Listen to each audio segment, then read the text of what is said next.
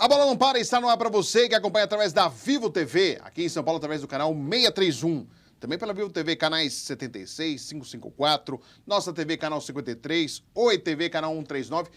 Todo o Brasil você pode ver o canal KTV. E também pela internet, através do YouTube, canal KTV Brasil. No Instagram, siga lá, @canal KTV. E já está na rede social, está conectado. Vai lá no YouTube aí, continue e se inscreva no meu canal, no YouTube. Canal do Fred Júnior, toda semana uma entrevista inédita falando de esporte. Para você, aqui no canal K, toda quinta-feira uma entrevista inédita a partir das 8h30 da noite e com reprises na programação. Hoje vamos falar de dois assuntos super interessantes, com um convidado importante sobre Fantasy Game. Você não sabe o que é Fantasy Game? Nosso convidado também vai explicar e a gente vai falar muito sobre isso. Aliás, um dos primeiros parceiros aqui do A Bola Não Para era um Fantasy Game. Existe até hoje, é um Fantasy Game, que foi um dos primeiros parceiros aí do A Bola Não Para. E também sobre o mercado de apostas, que vem crescendo e crescendo muito, né? Ainda não é regulamentado aqui no Brasil, né? Com empresas sediadas aqui no Brasil, mas a gente vai falar a respeito também, porque é um mercado que vem crescendo cada vez mais, né? Com ampliação de apostas, de esportes, também aqui no Brasil, e é muito legal, um assunto bacana de a gente falar e explicar. Nós estamos com o Rafael Marchetti Marcondes, que é advogado, professor de Direito Esportivo e também ligado ao entretenimento, que já esteve aqui na Bola Não Para, mas falar de um outro assunto. Agora o Rafael tem uma outra vertente e ele vai explicar aqui com a gente. Doutor Rafael, tudo bem? Prazer revê-lo. Prazer, Fred, satisfação é minha estar de novo aqui no seu programa. Sempre muito gostoso, bate-papo. E, de fato, outra vez eu venho aqui falar um pouco de tributação, da parte de atletas e de clubes. Dessa vez eu venho com outro propósito, como você já anunciou, que é comentar um pouquinho do mercado de fantasy, comentar também um pouquinho das apostas esportivas que a gente vê aí cada vez mais latentes aí em todo segmento, principalmente no futebol, né? Com certeza. E, claro, como você disse, você veio falar de direito tributário à época, né? Sobre também o direito esportivo em si. Como que foi para... Primeiro foi apostas esportivas ou Fantasy Game, ou os dois juntos? Como que foi esse caso, essa vertente que agora o Rafael está trabalhando? Enfim, a outra vez que eu vim aqui eu estava mais ligado ao direito do esporte. Acho Sim. que o esporte vem crescendo, né? Muito, né? E o esporte cada vez é visto mais como todo um ecossistema em que você tem o entretenimento de uma forma geral, ampla, e todos os produtos que acoplam ao esporte agregam valor. Sim. E eu acho que cada vez mais o brasileiro vem entendendo isso, os clubes, as entidades que organizam o futebol e os esportes em geral vêm entendendo quanto tem de valor agregado nessas outras atividades. E, enfim, eu identifiquei uma possibilidade aí, na verdade, de atuação num nicho muito interessante e inovador, que traz aí, até pelo fato de ser novo, inédito, sim, desafios, principalmente regulamentares, que a gente está aí participando do desenvolvimento de toda a estrutura legal e que vai balizar essas atividades. Então, quando eu recebi uma proposta para entrar numa empresa, num operador que lida tanto com fantasy quanto com aposta esportiva, que é a empresa chamada Rei do Pitaco. Rei do Pitaco, conhecida. Eu aceitei o desafio. Sim. E hoje estou à frente aí mais desses dois setores, né? De buscar a parte de regulamentar o fantasy e também a aposta esportiva. O que a gente pode falar primeiro aqui no Brasil? Primeiro surgiu o fantasy, mais propriamente dito, e depois, agora sim, que está uma febre as apostas esportivas, é mais ou menos isso, Rafael? Sim, sim. Acho que o Brasil tem esse cenário, aí o fantasy começou aqui mais ou menos no início dos anos 2000, um pouco depois da internet, porque é um jogo completamente online e isso então começa a se desenvolver com o início da internet. O fantasy, é importante dizer, sempre foi, apesar de não ter uma regulamentação específica, ele sempre foi admitido. Então, se a gente lembrar, aí, a gente tem desde o comecinho dos anos 2000 vários e diferentes empresas que atuaram ou atuam ainda nesse setor. E enquanto que as apostas esportivas só vieram a ser legalizadas em 2018, ainda Sim, que não regulamentadas. Então, a gente tem uma janela aí a gente está falando de 14 anos, em que mais ou menos uma atividade já era admitida e a outra não. Então, no Brasil, começa a se explorar o fantasy e aí, mais recentemente, com a legalização, ainda que hoje a gente tenha, como você mencionou na abertura, empresas operando offshore, a partir de 2018 é que a gente vê uma atuação mais acentuada desse setor, dessa indústria. E é interessante a gente ver que no Brasil se passa a mesma história que aconteceu nos Estados Unidos. Porque nos Estados Unidos também as apostas eram proibidas, o fantasy era admitido, então os operadores começam a explorar o fantasy game, e hoje você tem que as maiores empresas de aposta nos Estados Unidos, dentre as maiores, tem duas que vieram do fantasy, que é o FanDuel e o DraftKings. Sim. São empresas gigantescas hoje e que fizeram uma trajetória. Então, o Brasil tem uma peculiaridade bastante interessante, é que ele está como se fosse alguns passos atrás do que vem acontecendo no mercado americano. Então, sempre é interessante para quem está no Brasil olhar para o mercado estrangeiro, para o mercado americano principalmente, porque ele já tem um panorama do que ele pode esperar para o Brasil. Bacana. E para diferenciar, para quem está acompanhando a gente e não sabe o que é um fantasy game, o que você pode falar, doutor Rafael? O que é um fantasy game para a pessoa perceber? Claro, muitos jovens que também assistem, acompanham através da internet e também do canal K, sabem o que é, pô, eu sei o que é fantasy game, mas tem muita gente que não sabe. Sim, não, a confusão é grande. Sim. O fantasy, o que a gente tem? É um produto em que você é basicamente um técnico virtual e você vai montar o seu time, a sua seleção. E aí você tem, geralmente o operador define uma rodada do campeonato. Então, vamos supor, a gente pode pegar um campeonato brasileiro, e aí vai pegar a primeira rodada do campeonato brasileiro, todos os times que vão disputar, e aí o jogador ele vai e monta o seu time escolhendo atletas reais. Todo mundo tem um orçamento comum, então, vamos dar um exemplo aqui, 2.000 moedas, cada jogador tem uma precificação pautado no valor de mercado. Você tem que gastar, a partir dessas 2.000 moedas, tem que gastar, montar seu time. Ele tem que usar uma estratégia, né, de como manejar o orçamento. E, enfim, e às vezes descobrir, se ele pegar só medalhões, ele não consegue formar o time dele, então ele precisa descobrir atletas que têm performado bem a um custo baixo.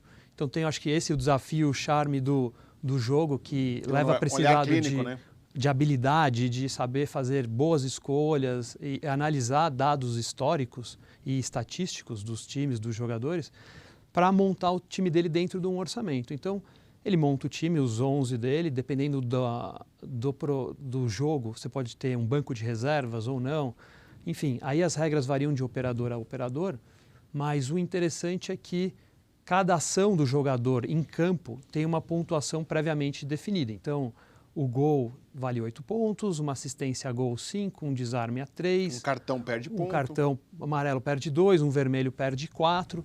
Então, assim, tem toda essa mecânica e aí no final se apura o resultado jogador a jogador. Esse jogador fez um gol, mas levou um cartão amarelo. Então, ele fez 8 menos 2 pontos, 6. E assim você faz com toda a equipe. E aí no final é ranqueado porque a plataforma funciona como um gestor de uma competição, é como se fosse uma CBF no campo virtual, em que ela vai pôr os jogadores para disputar entre eles. E aí cada time vai ter uma pontuação final, e aí o que performar melhor ganha as melhores premiações. Então, de uma forma bem simples assim, e obviamente aqui superficial, essa é a mecânica básica do fantasy. E a confusão que acontece com a aposta é o quê? A aposta já tem uma mecânica um pouco diferente, em que o usuário ele vai pegar e escolher ações pontuais. Então, qual será o resultado do jogo? 2-1. Quantos escanteios haverá nesse jogo? Mais de 8, menos 3, de 8. E isso tudo vai ter uma precificação. Vai sair um gol até os 15 minutos do primeiro tempo? Vai ter um pênalti? Então, a aposta esportiva ela foca em ações isoladas dos atletas ou dos times, enquanto que o fantasy ele é um desempenho somado de uma série de atletas que são selecionados pelo jogador. E a gente falar que as apostas têm uma movimentação financeira maior que o fantasy... É verdade. Isso é verdade. Sim. Hoje, até porque hoje a gente estima aí que o mercado de apostas esteja girando no Brasil aí, com as operações offshore, em torno de 4 bilhões de reais. 4 bilhões. Sim, isso vai tudo para fora. Sim. Porque as empresas estão sediadas lá, aqui, já que o governo ainda não regulamentou aqui no Brasil. O fantasy hoje, acho que a gente tem algumas empresas, mas as mais relevantes do setor são o Cartola e o Rei do Pitaco. Os dois mais... Sim, mas ainda quando você compara com uma indústria mais madura, que é das apostas esportivas, que conta com Hoje se estima que estejam operando no Brasil cerca de 1.000 empresas. Tipo, óbvio que isso, quando vier a ser regulamentado, esse número deve diminuir muito, mas são mercados ainda bastante, de números bastante díspares. Sim. E aí a gente vai falar das apostas esportivas, mas centralizando aí no Fantasy. Tu citou Cartola e Rei do Pitaco. Uhum. Eles têm também, através de você pagar, de montar equipes, ter algo de diferente, um acesso maior para você pontuar mais, por exemplo. Queria que você falasse um pouquinho dessa parte. Como que os fantasies também arrecadam dinheiro? Porque tudo de graça também não tem como, sim, né? sim. O Fantasy, ele arrecada com uma taxa de inscrição. Certo. Então, o usuário paga uma taxa de inscrição. Essa taxa, um percentual é revertido, volta para o próprio jogador pela forma de prêmio. Sim. E um percentual que fica como taxa de administração para o quê? Manutenção da plataforma. É como se a gente pensasse na figura da CBF. Ela tem gastos com juiz, com médico, com iluminação. O operador da plataforma tem que ter gastos com manutenção da plataforma, enfim, viabilizar uma quantidade super elevada de acessos simultaneamente. Então tem todos esses gastos, e aí esses gastos ficam para o operador. Na aposta, traçando um paralelo, já que eu acho que a nossa conversa vai ficar muito direcionada nisso, você tem um percentual, que é a taxa de administração, que fica para o operador, mas também se o usuário erra o palpite dele e aposta de forma errada, o recurso fica para o operador. Então, a margem é maior. A chance de você perder é maior. Assim, da empresa ganhar é maior do que... ela ganha em dois momentos. Sim. Que ela ganha no percentual que é apostado, que é o pessoal chama de juice. Sim. E ganha também na derrota. Na aposta errada daquele que fez. No Fantasy, não. Ele só ganha um percentual da taxa de inscrição. E quem ganha o dinheiro que é apostado é o oponente. Sim. Né? É um outro competidor. Então tem essa grande diferença. Marco legal dos games, tem a ver com o Fantasy Game. Conquistamos nesse momento, já é algo mais próximo em relação a apostas, na parte que a gente fala de legislação, Rafael? Acho que são momentos distintos aqui. Tá. O marco legal dos games, que trata tanto de games de console, desenvolvimento de games, cartuchos e de softwares, e também dos fantasy games, ele foi aprovado na Câmara dos Deputados no final do ano passado. Sim. Foi uma votação unânime, algo que é bem expressivo, difícil de a gente ver, pensando pelo número agora não quero falar aqui o número para errar, mas são centenas de deputados ali, então ter uma aprovação unânime é algo pouco visto. E agora ele está no Senado, dentro da Comissão de Assuntos Econômicos, que é uma comissão que vai examinar, enfim, a legalidade, eventuais acréscimos que poderiam ser feitos no projeto, e depois encaminha para uma nova, se aprovado na CAI, que é a Comissão de Assuntos Econômicos, vai para o plenário do Senado chancelar. E aí a mecânica é, se não houver alteração em relação ao texto aprovado na Câmara, vai para a sanção presidencial e aí em 15 dias o projeto deve virar lei, né? Agora, se houver alterações, ele volta para a Câmara para que a Câmara reaprecie as alterações sugeridas pelo Senado. Então, a situação é um pouco essa ainda. Mas um pouco lenta também, né, Rafael? Não, mas acho que, assim... Ou de forma unânime a votação ter sido, pode facilitar no Senado. Eu acho que, é óbvio, as casas têm total autonomia e uma coisa não quer dizer que vai, mas é um assunto que eu vejo que está bem amadurecido, assim, dentro do Congresso, porque inicialmente os próprios senadores e deputados não tinham clareza do fantasy e a diferença para a aposta, então todo mundo tinha alguma resistência, e no momento em que ficou claro a natureza distinta de games para a indústria de aposta, eu vejo que o caminho foi muito mais fácil. Então, eu acredito de verdade aqui que haja boas perspectivas de uma aprovação sem alteração no Senado, o que levaria a esse processo legislativo a encurtar substancialmente. Então, acho que se a gente falar do fantasy, eu acho que a expectativa é essa, eu acho que a gente pode pensar uma aprovação ainda nesse primeiro semestre de 2023. Que bacana. Nós estamos conversando com o Dr. Rafael Marchetti Marcondes, que é advogado, professor de Direito Esportivo e ligado também à área de entretenimento, falando com a gente sobre o mercado de games e também apostas esportivas. A gente vai para um rápido intervalo e já voltamos mais com A Bola Não Para, aqui para você.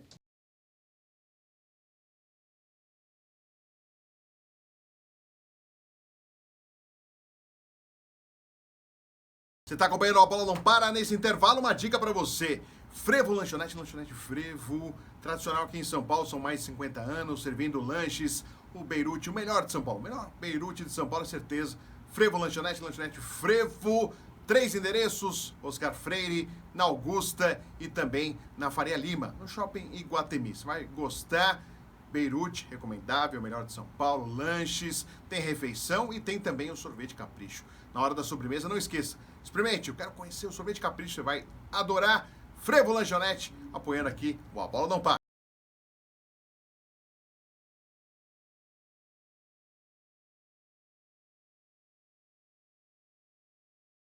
A Bola Não Para está de volta para você. Estou conversando com o Dr. Rafael Marchetti Marcondes, falando sobre Fantasy Game. Aposta esportiva, você que acompanha o canal K, através da canal Vivo, pela Vivo TV, canal 631 em São Paulo. Oi TV 139, ainda pela Vivo TV, em outras partes do Brasil, canais 76, 554 e nossa TV, canal 53, e também pela internet, canal KTV Brasil, pelo YouTube, Instagram, @canal KTV, e você também acompanha o meu canal no YouTube, canal do Fred Júnior, se inscreva lá. Toda semana, uma entrevista inédita falando de esporte para você. Dr. Rafael Marchetti Marcondes, que é advogado, professor de Direito Esportivo ligado ao entretenimento, é o nosso convidado. A gente está falando ainda do mercado do Fantasy Games e também de apostas esportivas. Só sobre o mercado ainda do Fantasy Games, a partir do momento que essa expectativa da aprovação do Senado, pode-se aumentar o número de empresas ou fortalecer essas empresas que já existem aqui? Qual é a perspectiva, doutor Rafael? A pergunta é super oportuna, Fred, porque assim, o setor... Hoje também eu sou presidente da Associação Brasileira de Fantasy Esporte, que é o nome que tem nos Estados Unidos. O Brasil popularizou Fantasy Game. Mas a associação estima que, com a regulamentação, o mercado tende a crescer até 120%, 120. até o ano de 2026, acompanhando uma margem de crescimento global do setor. E hoje, como a gente conversou anteriormente, são poucas empresas, porque é um setor que é dominado por startups. Sim. E startups são empresas, basicamente, para quem não acompanha de perto, que tem pessoas que têm uma boa ideia de um produto, mas não têm experiência, não têm dinheiro.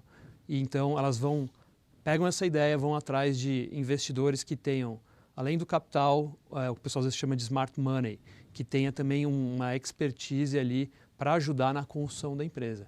Então o que a gente vê? Como essas empresas dependem muito de captação de recursos com o investidor, no geral, apresenta muito receio em pôr dinheiro num negócio em que o mercado ainda não é regulamentado. Tá. Então ele olha e fala assim, eu vou pôr meu dinheiro, mas e se o governo, em vez de regular e aprovar a atividade, ele proíbe? Porque tudo bem, hoje a gente tem um cenário do Fantasy que ele é admitido, mas não tem nenhuma regra específica. Tá. Tudo caminha, graças a Deus, favoravelmente para a aprovação numa regulamentação que é bem adequada para as expectativas do mercado. Mas acho que o grande desafio aqui é, no momento em que isso acontece, os investidores vão olhar com outra perspectiva para o setor. Vão ver todas as startups hoje que são menores e aí a tendência, a expectativa do mercado é que venham aportes maiores, mais significativos. E aí hoje um mercado que hoje basicamente tem 2 players de maior relevância, possa ser um mercado mais global, mais plural e, enfim, atender melhor ao consumidor final, porque quanto mais opção você tem, melhor acaba sendo, são maiores possibilidades, melhor a forma de atender aos interesses do consumidor, que eu acho que esse deve ser a preocupação de qualquer operador, de qualquer pessoa que está num segmento de negócio, seja uma prestação de serviço ou seja no fornecimento de produtos, né? Como responsável pela associação, já existem empresas de menores, assim, menores impacto, de menores receitas, assim? Uhum. Existem? Já existem lá dentro da associação. Hoje a associação é composta majoritariamente por empresas pequenas que investem, que às vezes trazem com diferentes approaches, eu ia dizer aqui, né? Olhares. Às vezes, algumas se dedicam ao setor exclusivamente de esportes, que é um setor que cresce muito.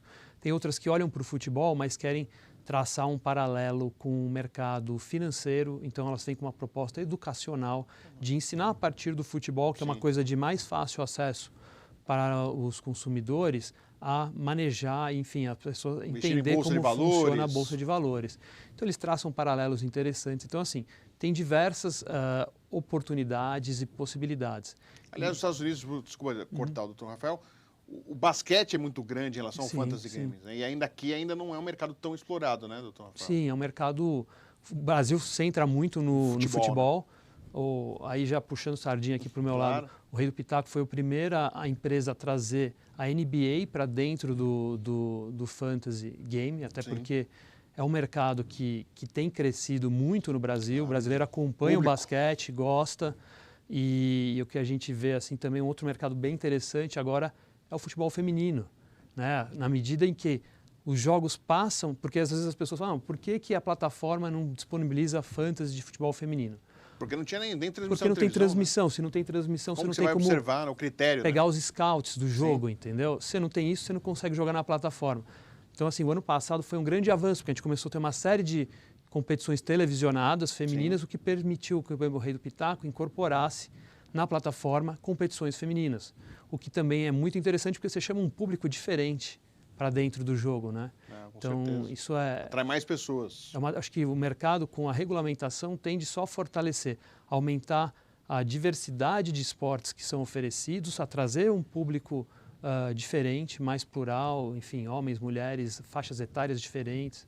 Então, eu só vejo com boas expectativas. Com certeza. E até esse lado do Fantasy Games, no início do A Bola Não Para, né, a Premium League, né, é Rafael também, é o xará do Dr. Rafael, ele é o responsável lá. A Premium League ainda existe, mas realmente tem aí um aporte menor, um investimento menor, e é isso que o Dr. Rafael também está falando, de essas empresas poderem, quem sabe, a partir da regulamentação, legalizado regulamentado, aí sim pode ter, aí, quem sabe, um crescimento.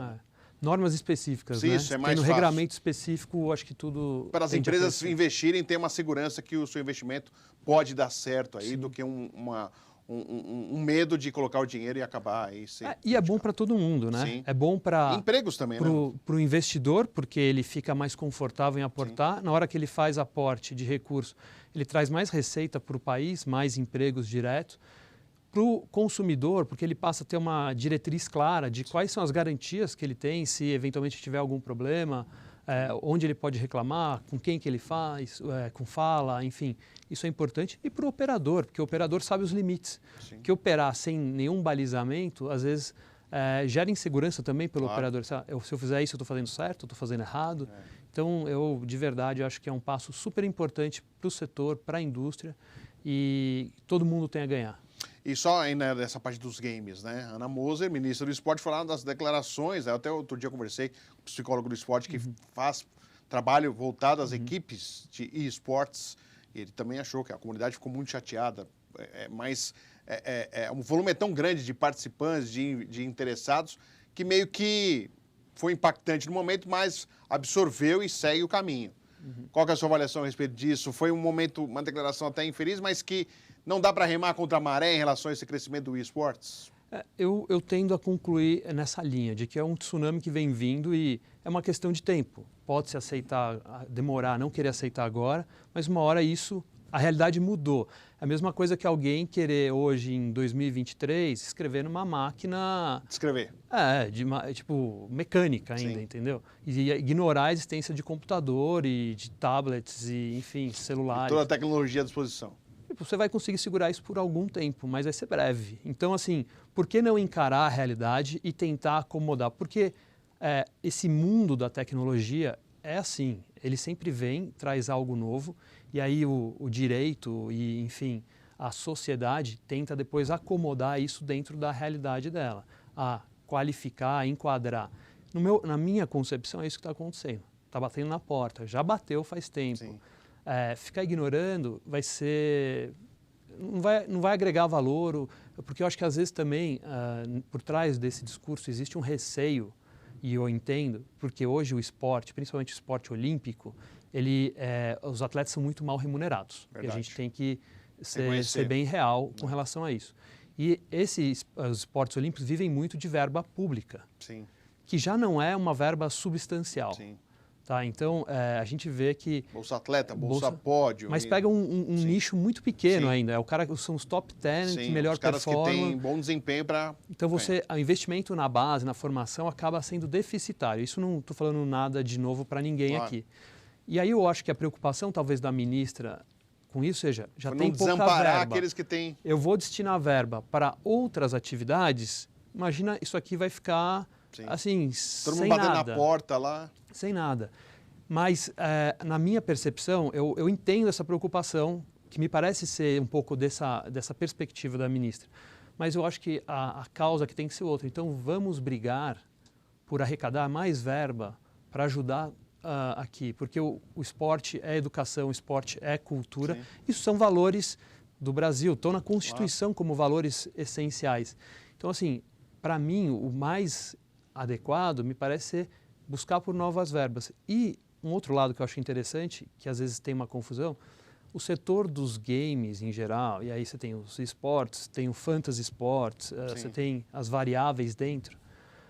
É um setor que tem uma vantagem, ele anda com as próprias pernas, ele não depende de recursos públicos. O que o setor busca é uma regulamentação que dê uma segurança mínima, que não trave a operação, que não dificulte o dia a dia, mas que dê segurança justamente para o que eu te falei, para o consumidor final, para os atletas, para os operadores, para os investidores. Então, o que se busca com a regulamentação é fazer crescer a indústria, que já é muito relevante nacionalmente e internacionalmente.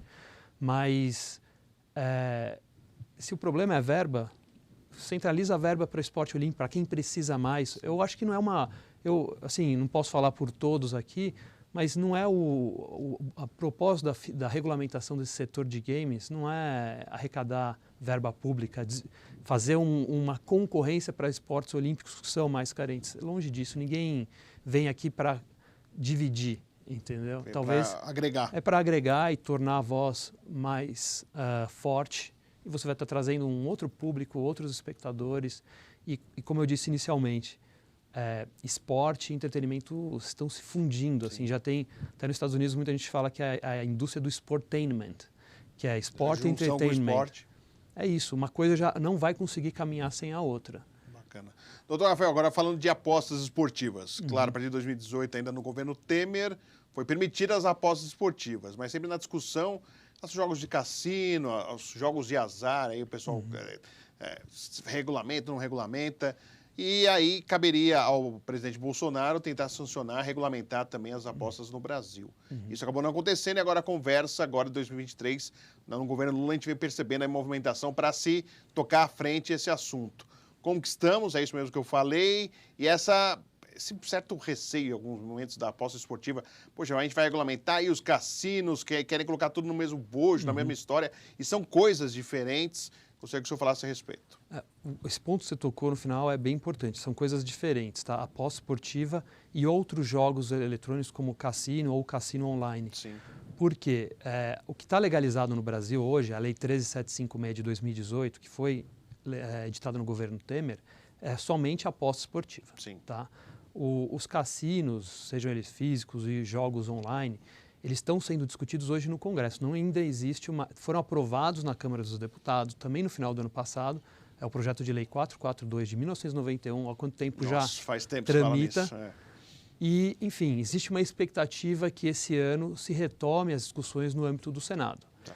Aqui não é uma discussão tão fácil, porque são várias verticais de jogos diferentes. Então, você tem o bingo, você tem o cassino online, você tem o bicho... você tem um universo muito vasto. Sim. Então, tem gente que é contra tudo, tem gente que é a favor de tudo, tem gente que é adepto de alguns e contra outros, e assim, dentro da pluralidade do nosso Congresso, que é normal, né? Mas, focando aqui um pouquinho, acho que a situação hoje temos aposta esportiva legalizada, cassino ainda é uma outra coisa que se discute dentro do âmbito do Congresso. Cassinos, o que a gente vê? Cassinos não, apostas esportivas. Foi legalizado, falta regulamentação. O que é regulamentação para quem está ouvindo a gente aqui? Regulamentar é dar as diretrizes, os detalhes de como vai funcionar a operação. Então, o operador vai ter que ter uma licença, para essa licença ela vai custar tanto, ele vai ser fiscalizado pelo Ministério da Fazenda, por uma agência regulatória, ou enfim, ele vai ter que prestar qual tipo de informação, vai ter que ter que preocupações com jogo responsável, com integridade esportiva. Então, é isso que se espera nesse momento. Como ainda não acontece isso e já está legalizado, hoje as empresas operam de fora do Brasil. Sim. De que modo? Elas trabalham em regiões em que a aposta esportiva é autorizada, o site é hospedado no exterior, eles observam as regras e legislações daquele local. Sim. E oferecem internacionalmente para o Brasil, para os jogadores brasileiros. Qual que é? Está errado? Não, está certo. Estão funcionando. Porque não tem nada até agora que proíba esse tipo de atuação. Isso poderia vir, de repente, uma restrição no âmbito da regulamentação, é o que a gente espera. Tá. Mas enquanto isso não acontece, a atividade que vem sendo explorada pelos operadores de aposta esportiva a partir do exterior é correta, não tem nada. Sim. O ponto que é ruim para o Brasil é que esse dinheiro, como eu disse lá, Está indo para lá. vai para fora, vai para a Inglaterra, vai para paraísos fiscais, vai para Estados Unidos e não entra nada para o Brasil. O Brasil não arrecada tributos com um setor que movimenta hoje, como eu disse lá, em torno de 4 bilhões de reais. Tá? Então, acho que esse é um pouquinho do cenário Sim. que a gente tem. E quando a gente olha, o governo, como você mencionou, o governo Bolsonaro tinha um prazo legal até 13 de dezembro do ano passado para regulamentar. Por conta das eleições estarem muito acirradas, o então presidente tinha receio de perder votos do seu eleitorado mais conservador. Então, ainda que não fosse propriamente, ele não era uma... Ele estaria só cumprindo um Sim. dever legal imposto pela gestão Temer. Sim. Para a grande massa, isso não ia ficar claro. E, com certeza, eu acho que ele poderia perder votos. Mas a expectativa do mercado era que, pós-eleições, independente do resultado, ele cumprisse o dever imposto pela lei e ele simplesmente deixou passar o prazo, não cumprindo, e aí isso ficou como uma herança para esse novo governo que assumiu no dia 1º de janeiro. E as conversas vêm, o governo, ao que tudo indica, deve regulamentar o setor, eu acredito que esse ano. O Ministério da Fazenda, que é o ministério encarregado do assunto, vem trabalhando arduamente no tema. E esses escândalos que a gente teve de manipulação de resultados na Série B do Campeonato Brasileiro, de alguma forma são negativos, mas tem um lado positivo. Geraram uma pressão para o governo acelerar esse processo de regulamentação. Para o novo governo falar, eu estou começando a pôr em risco agora o esporte. Então, como que a gente pode trazer segurança para o esporte, para que o espetáculo seja preservado? Regulamentando, dando diretrizes do que se pode, do que não se pode fazer, até para que os bons operadores sejam permitidos de operar e os maus sejam afastados, porque em qualquer setor você vai ter gente séria e gente que não quer operar de uma forma correta. Doutor Rafael, quando a conversa é boa, passa rápido. E eu quero agradecer mais uma vez a sua participação aqui no A Bola Não Para.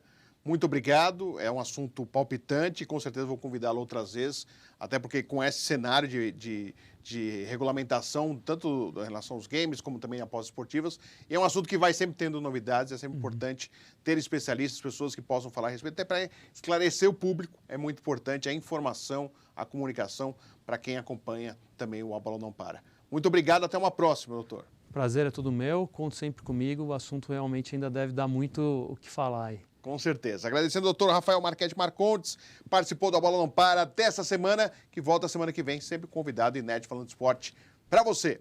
Até lá!